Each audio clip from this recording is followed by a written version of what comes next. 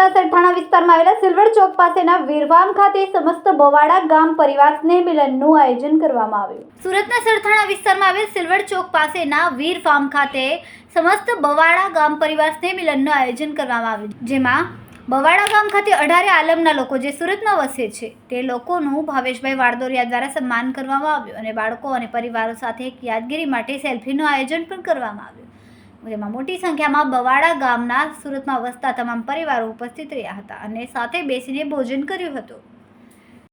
વિશાલ કાળુભાઈ રાખોલિયા, ગામ બવાડા ગામનો પ્રથમ સ્નેહ મિલન છે। 18 આલમ, કોઈ નાત જાતના ભેદ નથી। 18 આલમને બવાડા ગામ એક ભેગું થયું છે સુરત ખાતે।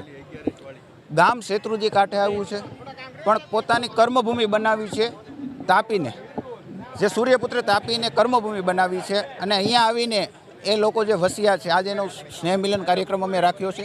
સાથે વડીલ વંદના તથા ઘર દીઠ દરેક સભ્યનું સન્માન થાય।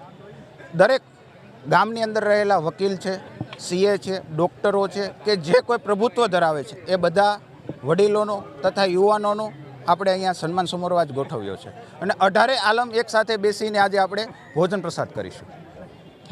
ભાઈ વાડદોરિયા, ગામ બવાડા। શું કાર્યક્રમ છે આજે સમત બવાડા ગામ પ્રથમ સ્નેહ મિલન અને અમારા વડીલોનો એક વડીલના કાર્યક્રમ અમે બવાડા યુવાનો એ આ કાર્યક્રમ ગોઠવ્યો છે। આ કાર્યક્રમનો મુખ્ય ઉદ્દેશ્ય શું છે? મુખ્ય હેતુ છે કે બધા આ પરિવાર એક સાથે ભોજન લેવી અને એક સાથે આખું ગામ એકતા માટે અમે બવાડા ગામની અમે પ્રથમ સ્નેહ મિલન કર્યું છે। કેટલા લોકો આ છે જોડાયેલા છે બવાડા ગામમાં? આ અંદાજે 1100 થી 1200 માણસ અમે બવાડા પરિવાર અહીંયા સુરતની અંદર વસે છે। શું સંદેશો આપશો તમે?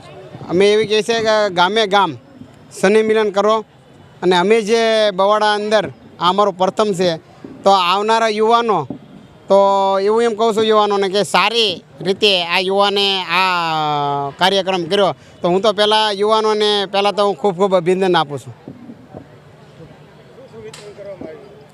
આજે અમે વડીલ વંદનાની અંદરમાં ઘર દીઠ માણસને અમે વડીલોનું સન્માન કરીએ છીએ। આખા બવાડા ગામને અમે સન્માન યુવાનો સન્માન કરે છે।